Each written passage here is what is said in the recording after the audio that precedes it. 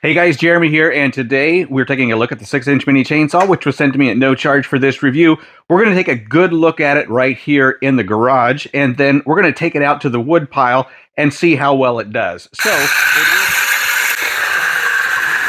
That is a piece of white oak. So it is a 6-inch one-hand handheld mini chainsaw. These are super convenient, easy to use, and really handy around the house for low-lying branches, branches that have fallen, shrubs, or if you're like me, you got some firewood that's just a little bit too long to fit into the fireplace, you need to cut her in half, and that's what we're going to be doing today. You also do get two 20-volt batteries. Got one right here, and I got one back here on the charger, fully charged, ready to go. You do also get the charger that goes with it, which is super nice. And then you get a pair of gloves, safety gloves, a pair of glasses, a screwdriver, an oiler right here for your chain. Always want to make sure that your chain is oiled and ready to go. Your owner's manual, and then you also do got a chain cover here, which is very nice to have. Now, it does not come with a hard case. A lot of these come with a hard case so that you can store it and carry it with you wherever you go. This actually just comes in a box. So you do have a safety switch right here, which needs to be engaged before you can pull the trigger and engage the blade. You do also have a little kickback here, which is going to be nice if you happen to get stuck up on a piece of wood and the chain kind of kicks back. This is going to protect you from that. Now, if you did need to tighten the chain, then you've got tools here to do that. The way that you're going to tighten the chain, or if you're going to change the bar, or if you're going to change the chain, you're going to loosen right here, and you're going to remove the entire housing. And what this is going to do is expose your chain and your bar, and it's also going to give you access to tighten that bar if you need to. All right, so that's what that looks like on the inside there. You always want to make sure that the chain goes around that back gear so that it is going to be awful snug. Now, there are a couple holes here that you need to pay attention to, and this is going to be our tensioner right here. And right here on the inside, there is a screw hole, and I'll show you that once we get this put back together, where you can tension or tighten your chain. So what this tensioner is going to do is going to go back and forth. So when you do need to tighten your chain, it's going to move this whole bar forward, which is going to snug everything up and make it better for you to be cutting your wood. So we're going to go ahead and put that cover back on, and then there's that tension screw right there in case you were wondering. You're just going to use a little screwdriver that's provided, and then you're just going to tighten it in there just like that.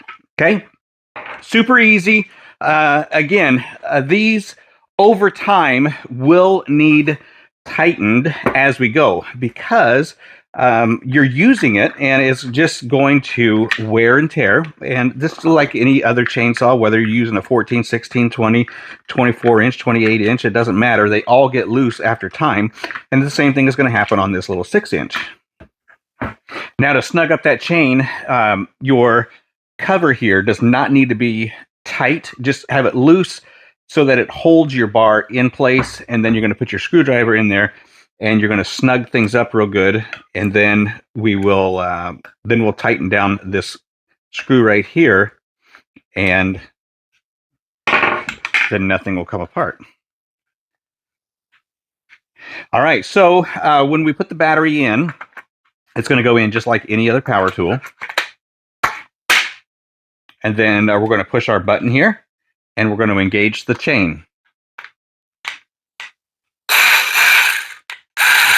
Just like that. So she's got some power, and we're going to go out and give her a try. Now, I will say this before we even get started, that sometimes when you're going through the larger pieces of wood, these do get hot, and if they overheat, they're going to shut down. And it's just going to take a few seconds, and then you're going to be able to start it back up. Sometimes you take the battery out, pop it back in, but it does have that protection mode on it so that it doesn't overheat. Now, I see that my chain is already loose again, so I'm going to undo this just a little bit. Then we're going to tighten this screw again. Make sure that's good. All right, let's get outside.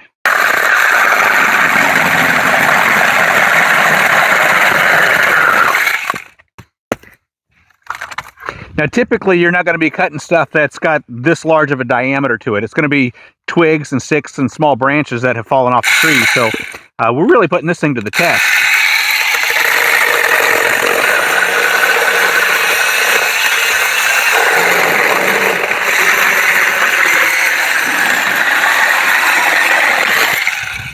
It's one of the better saws that I've used. You can see I'm putting some pressure as I push down.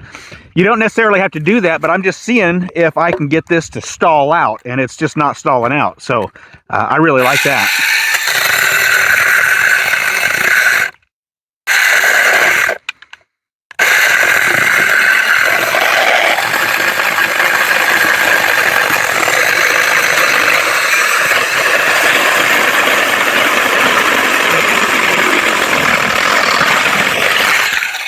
Now you can see me fumbling around here with the trigger, and that is one thing that I really don't like about this, is that it's not convenient to push the safety trigger and the trigger at the same time using my middle finger. So it'd be nice if I could push that with my thumb, but I just can't reach it. It's just in an inconvenient spot. Not a big deal, not a deal breaker. I mean, this thing has got guts. It's powerful. You can see my chain is loose again, so we're going to stop right here. But that's what we're going to have to do occasionally, is just loosen this and tighten that chain again and be on the go. So you're going to get 20-30 minutes of work out of this battery. It's not going to bog down on the bigger stuff, which I'm pretty impressed with that. A lot of these do, and I struggle with them. But this one right here got all the power, going to get the job done, and you're going to be really happy with it.